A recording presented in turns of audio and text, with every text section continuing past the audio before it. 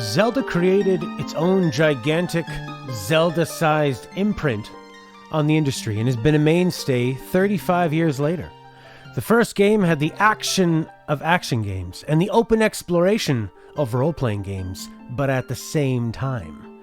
The series progressed, maintaining a template while also continually reinventing mechanics. As Chris wrote to me, the best Zelda games are the ones that had a unique mechanic that is both tied into the story and allows the player to view the overworld itself as a puzzle.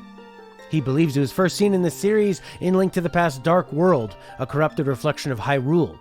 We would see this later in Ocarina, in Oracles, in Link Between Worlds, where Link could often, in many games, gain the power to jump between eras. And now we shall use the power to jump through time in eras.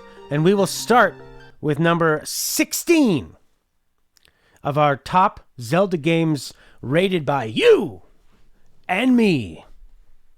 Not so much me, because I haven't played a lot of these games. Number 16. Hey, listen!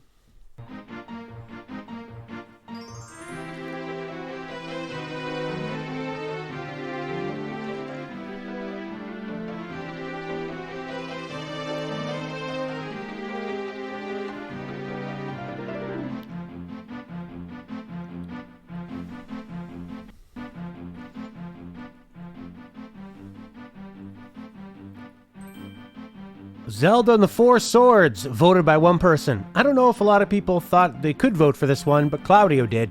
Released in 2004, showed how you could link a GameCube with a Game Boy Advanced. Very niche. If you want more about this game, there's a manga novelization by Akira Himekawa, in which each Link has their own personality. The green is regular, brave, and determined Link. The red is a childish optimist. The blue, for some reason, is the quick-tempered and aggressive one. Should have been red. Colors must be different in Japan. And violet was aloof and self-absorbed. How about that? Multiplayer Zelda. Now let's get real serious with number 15 on our list.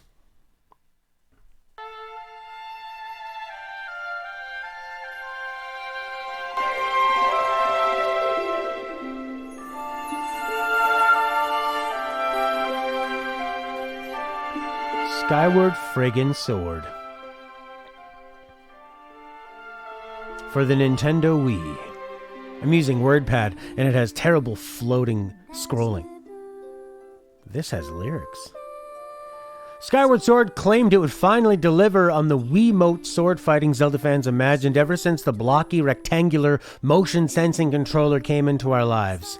The Wii's massive success brought a lot of relatively inexperienced gamers. You might call them casuals. Nintendo appeared to take these casuals into consideration by including a DVD on How to Video Game that came with Mario Galaxy, and an overload of tutorials and explanations by Skyward Sword's character, Fi. The most cinematically ambitious Zelda yet, with a large chunk of story right off the bat. 38 minutes of cutscenes and talking before you can really do any Zelda-ing. Is a stark contrast from the action-first starts of most top-down Zeldas and many 3D Zeldas. Rudy heard the bosses were kind of good. But hey, it did have a stamina, watermelon-looking meter, which must have inspired all of Breath of the Wild. I did enjoy reading the extreme back and forth in the IGN's Skyward Sword review comments. IGN gave it a 10 out of 10, by the way, saying, Ocarina has met its match. The first comments thought the review was a joke. The next comments didn't get the hate. The next comment said, you're wrong, it's actually Twilight Princess that everyone hates. The next comment says, this review is right, it's a 10 out of 10. All of the comments I read were released in the last few years, which is 6 years after the game was released. Skyward Sword, there's going to be an HD version. Maybe people will go back and realize it wasn't that bad. The dueling was pretty interesting. There were probably some pretty cool dungeons. The thing with all these Zelda games is that all of them are good. It's just some of them have growing pains along the way. and Skyward Sword definitely did. At number 14.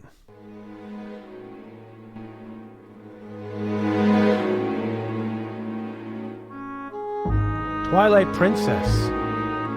One of the few games my stepmom has played, and she beat it.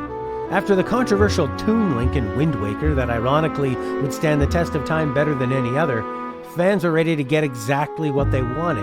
More of the same, but grittier and darker. Much like movies released today.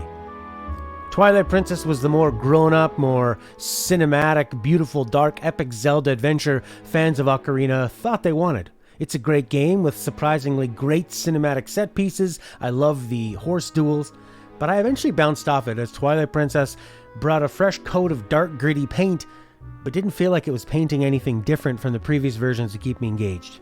By this time, I was ready for more. At number 13 on our list.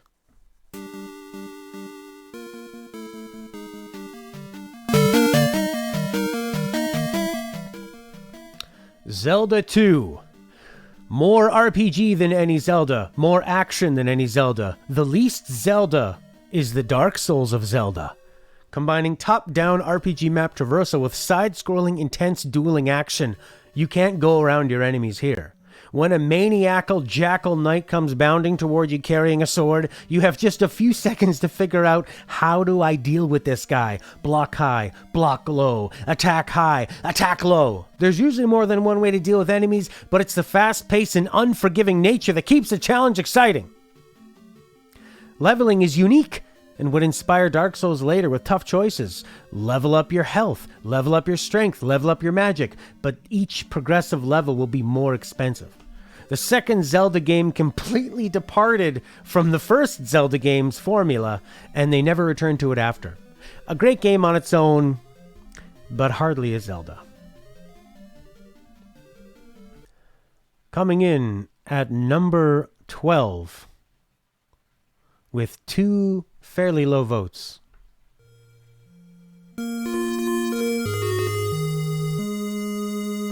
Thank you, Wee Guy, for your 8-bit stereo.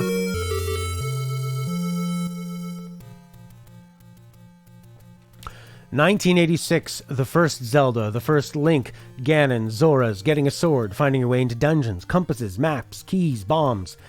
This game looks ancient now, but its ideas have found life for 35 years. One of the most open Zeldas, you start with a choice of 3 paths and a cave. Difficult enemies let you know when you should turn around. The player must choose the cave eventually to get the sword, thus learning they should explore and be rewarded, and that they should consider the environment around them as a clue of where to go next. The game still controls well, it still sounds great, and it's still a nice challenge for those going back.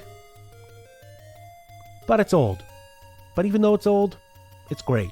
There was nothing like this before it, and it set the path for 35 years. A remarkable achievement. At number 11.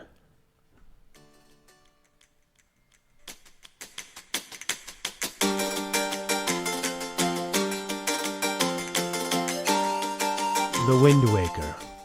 Receiving 1 very high vote and 1 low vote. A cartoon Link, the neckbeard shouted, or posted in caps lock. That's for babies. It was bad enough their console was purple, smaller than the other consoles, and had a little handle for taking to your friend's house for a playdate. These neckbeards were wrong, by the way. The visual style is easily one of the best in the franchise, looking better with each passing generation. Link never looked so expressive. The combat was upgraded. You could explore the wide open seas, though there was a lack of content. Many little islands didn't contain much more than some items, but this did feel like the first step towards Breath of the Wild's more fleshed out exploration. I personally had a bunch of fun with this one, but eventually fell off near the end with the fetch questing padding out the already thin world. It's a solid, fun Zelda, bursting with personality that perhaps could have been more, given more time. The top 10. Top of 10, top of 10, top of 10, top of 10, top of 10, top of 10, top of 10, top of 10. All right, suckers. At number 10.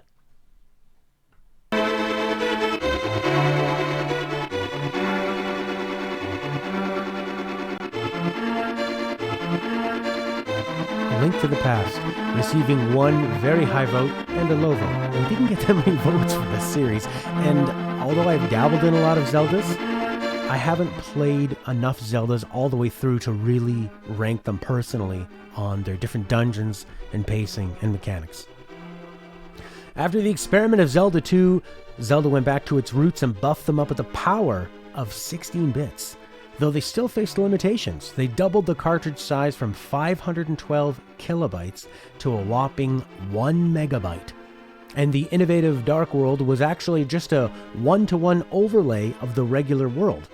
This gave you the illusion of an entire second world to enjoy, but was simply a more elaborate green Luigi to red Mario palette swap. I excitedly played this game for the first time the night before Breath of the Wild came out. The intro was exciting, the storm, the build-up to the castle, the guards, the lush red palace.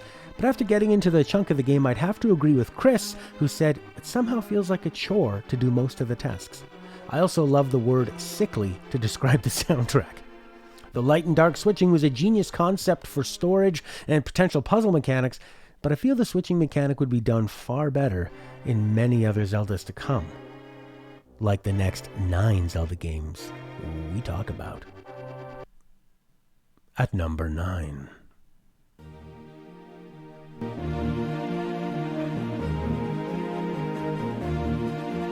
The Phantom Hourglass, receiving a second place vote and a lower vote. Released in 2007, bringing the Wind Waker experience to your happy pockets. The main gimmick is to constantly return to the Temple of the Ocean King with new abilities to progress further. Some loved this, like Prince. Others did not. Thrilling sailing using the stylus in clever ways, and a phenomenally well-executed sequence involving a lot of sea fog and a pirate ship. Are you intrigued? Yes, we've done it. We put Phantom Hourglass over A Link to the Past. And that is what the internet is all about. I had a look at this game. I didn't play it and I didn't vote on it. I thought it looked pretty nice. I love that the Zelda series was putting out main game, pocket game, main game, pocket game. Allowed them to experiment different ways, build off each other, see what works. The world traversal was one of the reasons that Prince put it so high. And it looks very nice as well. Number 8.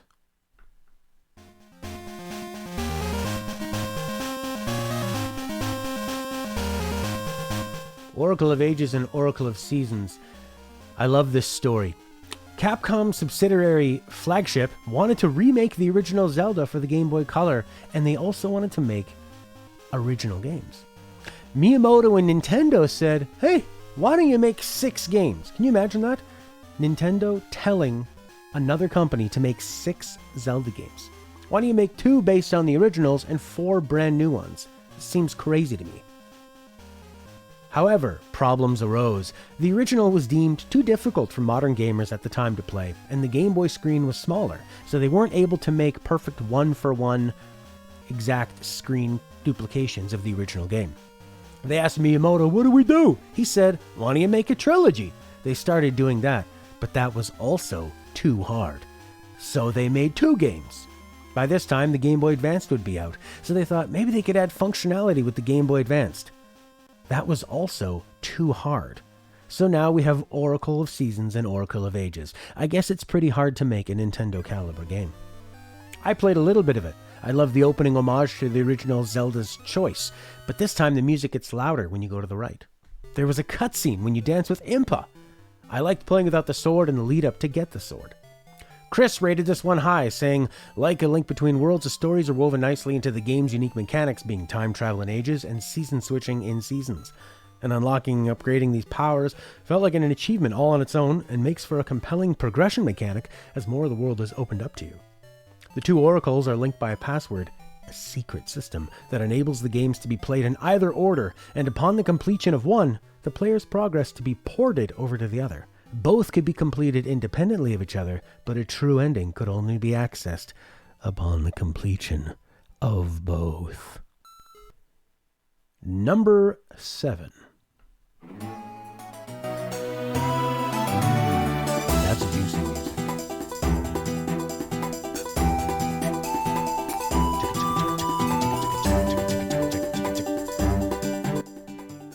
This one received a #1 vote and a fairly high middle vote. The standout feature of this game is its charm, and the cel-shaded graphics work really well. It boasts a certain cozy, friendly vibe, but beneath the surface still maintains a sinister atmosphere. This is from Chris, by the way. The train, Link's main method of transport between locations, leaves Chris on the fence. While he doesn't not enjoy it, it does feel like the overworld has been taken away. I thought the game looked like a wonderful hybrid of top-down Zelda in 3D and one of the best visual representations of Zelda considering the hardware that it's on. Prince loves that the main vehicle is a train. It's his favorite Zelda. He liked playing with Zelda in some way. I just thought it looked pretty amazing to be playing on a DS. I loved how it felt like it wasn't so top-down, it was a little more tilted back. It felt like there were a lot of moments where it kind of zoom in and it felt like I was watching like a commentary, a no commentary playthrough, and I felt like I was playing more of a 3D Zelda. So I was pretty impressed with that. I thought it was probably the best hybrid of them all. At number 6, also receiving a first place vote,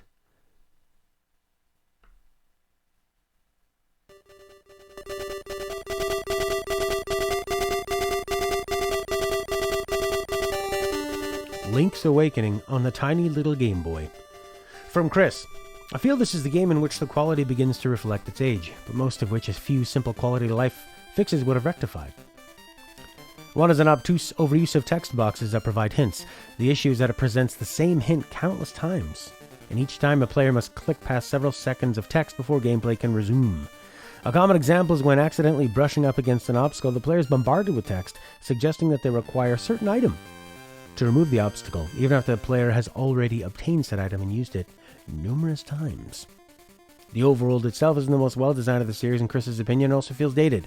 With the bad out of the way, let's focus on the good. First, the story. The way it drops hints of the true nature of the island as you explore is really well done. You wish you'd gone in totally blind. The dungeons offer a reasonable challenge, though the first are a little too easy, and have had a momentarily stumping of Chris on a handful of occasions. There's another aspect he likes about the dungeons, and that's they decided to give the bosses a personality. They actually offer up dialogue during combat, sometimes offering hints and other times antagonizing the player. One of his favorites so far is a mini-boss that steals the items needed to solve the dungeon and runs off to another room, leaving you to hunt him down and fight him several times over until he gives it up for the last time and relinquishes that stolen item. My personal thoughts: it was a revelation for the Game Boy, especially the color version. The revelatory but basic template laid out on the NES saw imaginative expansion on the Super Nintendo's Link to the Past, but it really translated wonderfully to a portable game player, giving you hours of entertainment on just 2 AA batteries. The mechanics, as always, feel great. The island is dense with personality and fantastic Game Boy music. The open world is intuitively signposted. Everything you'd want from a top-down Zelda is here, and surprisingly better than I thought. It's still held up in 2021 and runs better than the Switch remake. At number 5, our top 5.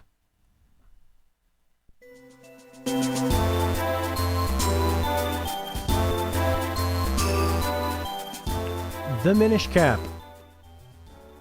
I got some notes here from Chris, full of charm, gorgeous graphics, and a fun original story that has you looking at the game world through the eyes of a Minish, a very tiny person. Another underappreciated Zelda game. Environments are lush and detailed, the sprites are full of character, and for the characters, they all felt like they had a presence in the world and not just cutouts or decorations. Chris criticized the shorter dungeons that are fewer in number, and the gameplay that can be a little bit easy. I personally played this game a little bit during the week. I thought, Capcom, that's strange. The game starts with a visit to a fair. I thought this was going to be really generic, but Zelda threw in a twist, Princess Zelda that is, by dashing from one spot to the other, and it's your job to keep up with her. It sounds like Zelda, but the animations were much different. There's more detail in areas I didn't expect, and it also wasn't as cohesive. Like when you kill an enemy, there's a cloud that looks like it's from a totally different game. The music started off as a Zelda copy, but then gets more rocky and jammy, like this Minish Village theme, the Minish Forest theme, so many great themes. Big juicy NES bass tones. Changing size is a brilliant concept, the different perspectives, especially in the puzzle solving, of course. The art style when small feels way different than a normal Zelda game. Rudy found it to be one of the best looking Game Boy Advance games he's seen, up there with Mother 3. There you go, it's up there with Mother 3. You did feel the world is very small, no pun intended. Maybe it's the layout of the map. Number 4. This got a second place vote, a first place vote, and a 12th place vote. Let's hear.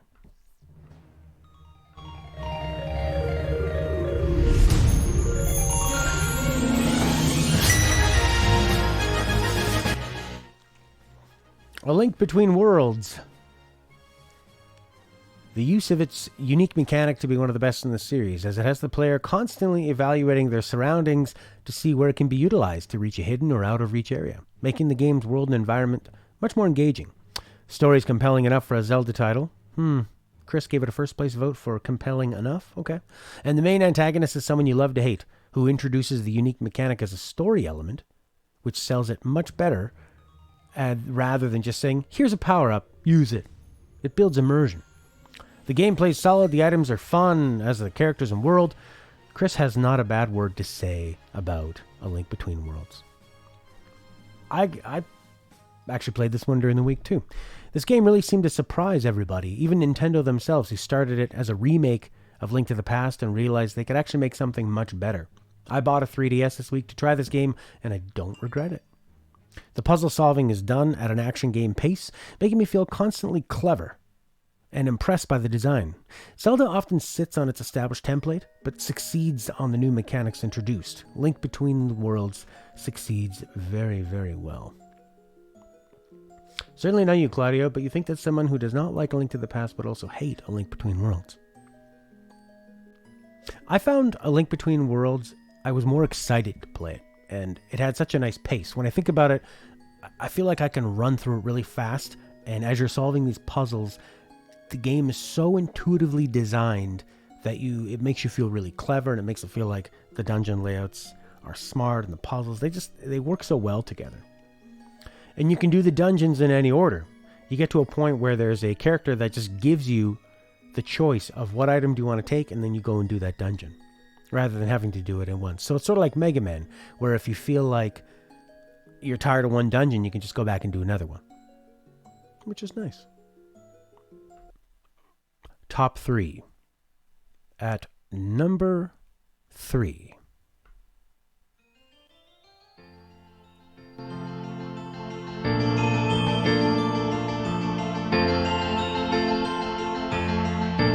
Majora's Mask receiving a second place, first place, and 6th place.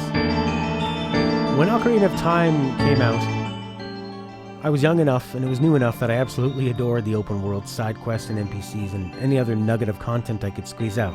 Why am I talking about Ocarina of Time when I'm supposed to be talking about Majora's Mask? That's because Majora's Mask doubled down on the world, the characters, the stories. The characters were on a 3-day schedule. They could easily follow a pre-programmed route. This made them feel much more alive. They were able to interact with their world and have much juicier lives and fates amongst themselves that Link could influence. For the time in the console, the world was incredibly impressive and immersive. Like real life, everyone has issues, and Link can help almost all of them, with the fatal caveat that it all gets reset right as the moon smashes to the earth and blows them all to smithereens.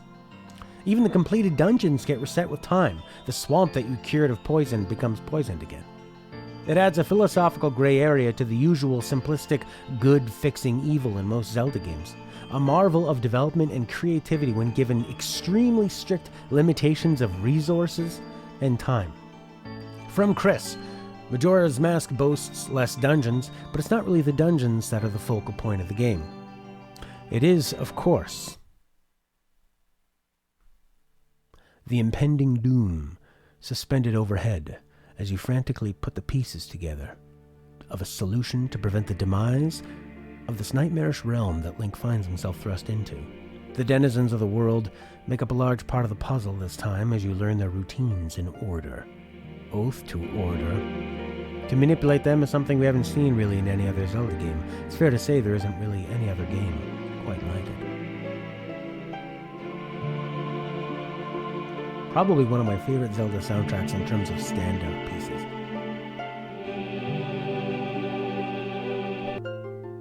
Top 2. This is not the track. From the 2. I like it.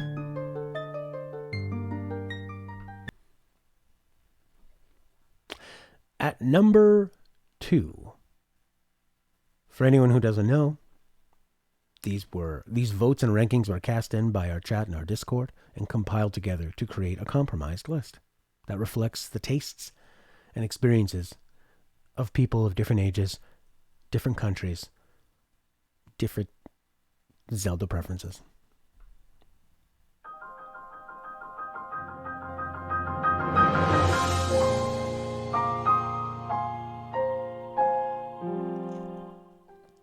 Breath of the Wild. My all-time favorite Zelda, favorite game of the last generation, and somewhere in my top 5 games ever. At times, before this game, I thought it was simply too old, too cynical to return to Zelda games. Sure, I found them neato, but I wasn't truly hooked like a game can hook a player, that feeling similar to being in love. I'd written off that feeling as something only existing in your teen years or younger, only available the first time you play a game that's revolutionary for its time. Breath of the Wild, however, awoke that feeling. I was a kid again. I was playing 3D Zelda for the first time again. Turns out I loved Ocarina because it was bold and new, not just because it was Zelda. I couldn't get enough of exploring Breath of the Wild's nooks and crannies, soaking up everything the game offered and constantly being surprised by what it could show me around every single corner. It's a game of exploration in every sense of the word. See something in the actual world that looks worth exploring? It probably is. And on the way, you'll run, climb, glide, surf, fight, and bomb your way through a pretty good time. Climb anything, combine mechanics and food for unknown results, constantly discover something of interest. Criticisms? Weapon breaking can be annoying, but there are plenty of weapons to be found and scavenged, giving battles a chaotic, organic feel. Like Joel in The Last of Us, grabbing a nearby bottle to disgustingly slash an attacker's throat. That's what it's like when Link grabs a comically oversized bone to whack a comical skeleton lizard. But these opinions are personal, and I can see how someone wanting the established Zelda is not going to get that. I'll defer this criticism to Chris. The dungeons, for Chris, are where the game are lacking. So starting with the Divine Beasts, the number of major dungeons is considerably smaller than most other mainline Zelda games. The Divine Beasts themselves are fantastic and memorable set pieces you could go on about. But that's where the designs begin to show their flaws. It appears to Chris that the intention was to emulate the puzzle box dungeon designs of Ocarina of Time. And they constructed magnificent edifices for you to explore, but then they gave the player the ability to manipulate the dungeon at any time from any location. At this point, the puzzle preventing your progress is gone, and instead is replaced by trial and error with a side of cheesing the physics engines or using brute force. There are exceptions to this, of course. And there's the shrines. I was disappointed when I entered my first shrine, Chris says, as prior experiences Zelda games had me anticipating a series of mini challenges and puzzles as I navigated a subterranean dungeon. It's not all you got. Also, you found the sudden shift in navigation mechanics jarring when you're suddenly denied the ability to climb surfaces with no explanation given. They do at least make up for it in quantity and variety. Upon entering a shrine, one can only guess what a challenge might be presented to them. Of course, part of the fun of shrines is locating them in the overworld and then navigating your way towards them, often to get distracted along the way. I love this game. I can't wait for the second one. When I was playing this, I slowed down. I tried to hide things along because I knew it just felt so magical. What I love about this game is that you look in the screen, you find hints and clues, you see things that look interesting, you go there and something happens. It's not about looking at a mini map. Even if you climb up on a tower, it fills in the map, but it doesn't show you where everything is.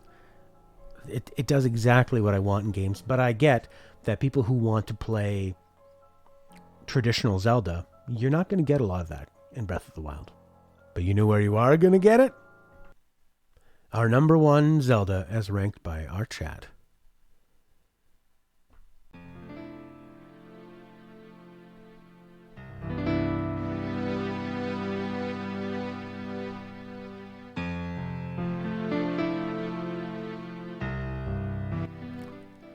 Ocarina of Time received a first place, a fourth place, a third place, a fourth place.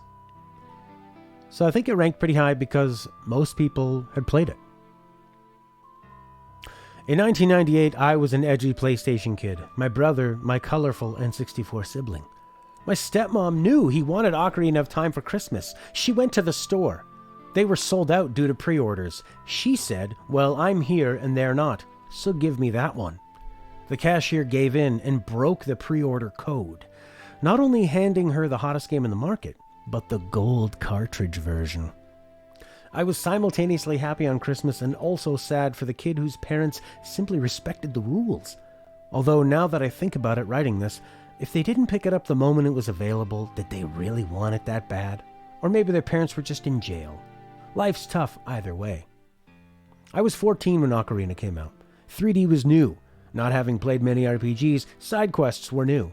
I found incredible joy collecting chickens for a lady, finding them on rooftops and using them to float down like I would glide in Breath of the Wild nearly 20 years later.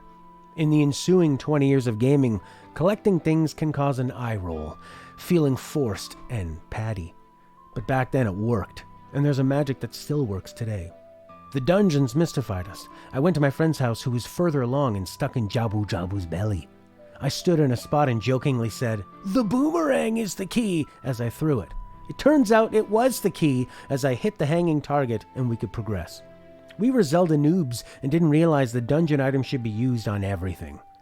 We went forwards in time and everything changed. The once happy market looked like a horror movie, with citizens turned into grotesque zombies that shrieked for their own merciful death, but were tortured by the inability to actually die. My little brother spent hours just fishing. It was simple but effective.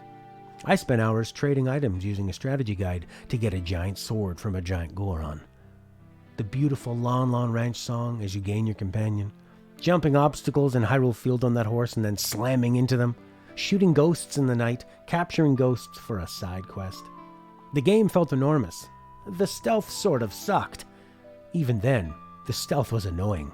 It was a magical game and experience that I wouldn't feel again in a Zelda until Breath of the Wild, 20 years later. Prince loved it when he got introduced to the Re-Dead in this game. It was very scary. There's a thing about popular versus good games, says Claudio. You like how I've linked pretty much every entry to the series to Breath of the Wild? That was not intentional, but it's always with me. Rudy really liked the atmosphere Ocarina has. In some ways it felt similar to the first time he played Shadow of the Colossus. I can see that. It's a big open field. It's got that kind of haze that they had to do because of the time. There's sort of, the world felt alive. Everything is so cohesive, and that's such an important thing. And working within the limitations of what you have, that cohesion creates the immersion. I mean, going in any direction, stumbling upon new places, new characters, and trying to figure out what it is they want, what they need from you. I've seen this game broken down as basically a reboot of A Link to the Past, which is exactly what they did when they took Metal Gear Solid from Metal Gear 2-dimensional to Metal Gear Solid being 3-dimensional in the same year. They realized, let's not try to reinvent the actual game while we also have to actually reinvent how people are going to play this game. When the game went 3D, all of a sudden you could look around. You could look up at the ceiling. And the first dungeon, when you go inside the Great Deku Tree, and eventually you work your way up until you realize the only way to solve it is to dive straight down and use your extreme weight to break the spider's web. I remember exactly where I was sitting at my stepmom's condo when we figured that out. Lighting sticks on fire to light cobwebs on fire, collecting gold skulltulas, meeting characters that live under bridges, Navi constantly talking to you. Just a wonderful game. It didn't really use the mechanic of going back and forth in time too much. There was only, I think, one puzzle where you really needed to do that, but it was there, and an amazing soundtrack. I gotta get the 3DS version too. Then I can do a... Oh yeah, Majora's Mask 3D might be really, really nice. Anyways, if you're watching the YouTube video, that was our ranking.